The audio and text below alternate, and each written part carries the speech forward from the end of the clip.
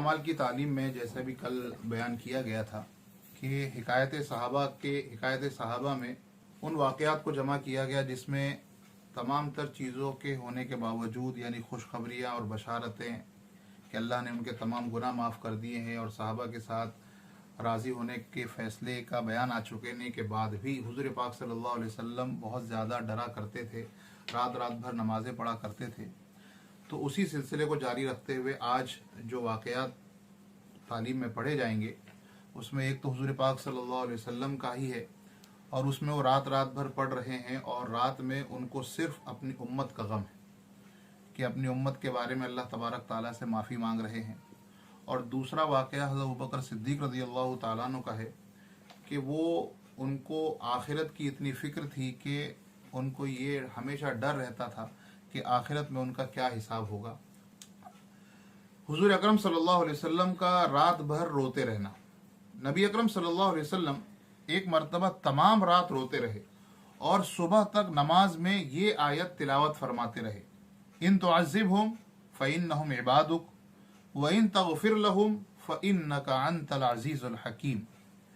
ये सूरह माइदा की आयत है जिसका तर्जुमा है, ए अल्लाह अगर आप इनको सज़ा दें, यानी अब उम्मत की बात चल रही है कि अगर आप इनको सज़ा दें, जब भी आप मुख्तार हैं, मालिक हैं, आपको इख्तियार है, ये आपके बंदे हैं, आप जो चाहें उनके साथ करें और मालिक को हक है कि बंदों को उनकी गलतियों पर सज़ा दे सकता है।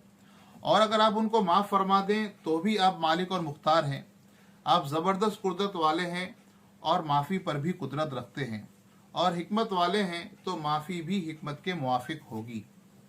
इसी तरह इमाम आज़म रहमतुल्लाह अलैह के मुतालिक भी नकल किया गया है कि वो एक शाम तमाम रात वम्ताज़ुल यौम अय्युहल मुजरिमून सूरह यासीन की आयत पढ़ते रहे और रोते रहे।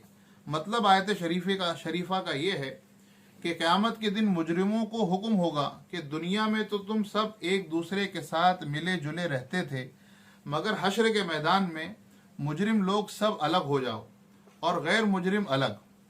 इस हुक्म को सुनकर जितना भी रोया जाए या फिक्र किया जाए या गम सवार किया जाए ये कम है, ना मालूम अपना शुमार मुजरिमों से होगा या फर्मा बरदारों में से। अल्लाह हम सब की हिफाज़त फरमाए। हज़रत अबू बकर सिद्दीक़ रज़ियल्लाहु ताला अन्हु पर अल्लाह का डर।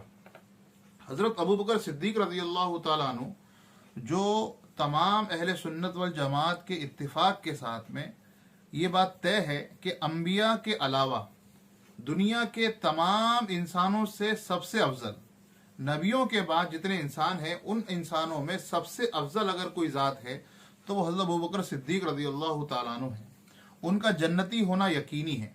खुद हुजूर अक़दस सल्लल्लाहु अलैहि वसल्लम ने उनके जन्नती होने की बशारत दी है, बल्कि जन्नतियों की एक जमात का सरदार बतलाया और जन्नत के जितने दरवाजे हैं उन सब से उनकी पुकार और उनके बुलावे की खुशखबरी दी है कि सारे जन्नत के सारे दरवाज़ों से उनको बुलाया जाएगा। और ये भी फरमाया कि मेरी उम्मत में सबसे पहले अबू बकर ही होंगे जो जन्नत में दाखिल होंगे। इस सब के बावजूद फरमाया करते थे कि काश मैं कोई दरख्त होता जो काट दिया जाता। कभी फरमाते काश मैं कोई घास होता कि कोई जानवर उसको खा लेता।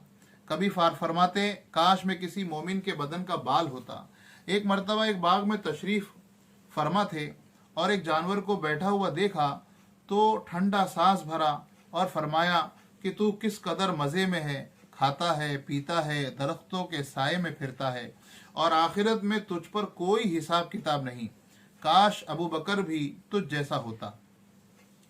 रबिया असलमी रज़ियल्लाहु ताला अन्हु एक सहाबी हैं। वो फरमाते हैं कि एक मरतबा किसी बात पर मुझ में और हज़रत अबू बकर सिद्दीक़ रज़ियल्लाहु ताला अन्हु में कुछ बात बढ़ गई और उन्होंने मुझे कोई सख्त लफ्ज़ कह दिया जो मुझे पसंद ना आया और बड़ा नागवार गुजरा। फ़ौरन उनको ख्याल हुआ, मुझसे फरमाया कि आप भी मुझे कुछ कह दो ताकि बदला हो जाए। मैंने कहने से इनकार कर दिया तो उन्होंने फरमाया या तो कह लो वरना मैं हुजूर पाक सल्लल्लाहु अलैहि वसल्लम से जाकर अर्ज़ करूँगा। मैंने उस पर भी जवाबी लफ्ज़ कहने से इनकार कर दिया तो वो उठकर चले गए। बनु असलम के कुछ लोग आए और कहने लगे ये अच्छी बात है कि खुद ही ज्यादती की اور خود ہی الٹی حضور پاک صلی اللہ علیہ وسلم سے شکایت بھی کریں۔ میں نے کہا تم جانتے بھی ہو یہ کون ہیں؟ یہ ابو بکر صدیق رضی اللہ تعالیٰ عنہ ہیں۔ اگر یہ ناراض ہو گئے تو اللہ کا لاڈلا رسول مجھ سے ناراض ہو جائے گا اور اس کی ناراضگی سے اللہ تعالیٰ ناراض ہو جائیں گے، تو ربیہ کی ہلاکت میں کوئی شک نہ رہے گا۔ اس کے بعد ربیہ رضی اللہ تعالیٰ عنہ خود حضور پاک صلی اللہ علیہ وسلم کی خدمت میں پہنچے اور پورا قصہ بیان کیا۔ حضور پاک صلی اللہ علیہ وسلم نے فرمایا کہ ٹھیک ہے، آپ کو جواب میں بدلے میں کچھ نہیں کہنا چاہیے تھا، البتہ اس کے بدلے میں آپ ایسا کہہ دیتے، اے ابو بکر اللہ آپ کو معاف فرما دے۔ یہ ہے اللہ کا خوف۔ ایک معمولی سی بات میں حضرت ابو بکر صدیق رضی اللہ تعالیٰ عنہ کو بدلے کا اس قدر فکر اور اہتمام ہوا کہ اول خود منت سماجت کی کہ بدلہ لے لو، پھر حضور پاک صلی اللہ علیہ وسلم کا واسطہ دیا اور پھر اس کا ارادہ فرمایا کہ ربیہ بدلہ لے لے۔